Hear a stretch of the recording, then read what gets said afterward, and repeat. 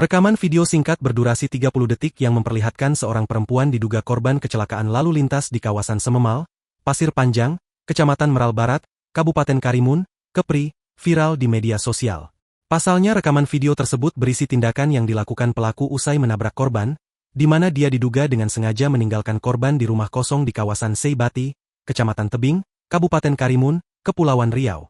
Kasat Lantas Polres Karimun, AKP Dia Cintia Siregar saat dikonfirmasi telah menerima laporan atas kejadian tersebut. Benar, sedang kami dalami. Kejadiannya kemarin sekitar pukul 10 waktu Indonesia Barat, ujar dia, Senin, 14 April 2025.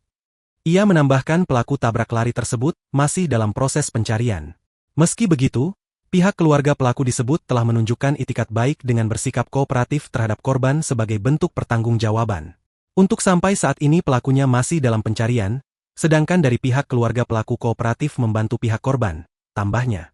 Namun, pihak kepolisian juga enggan memberikan informasi tambahan mengenai identitas pelaku serta korban.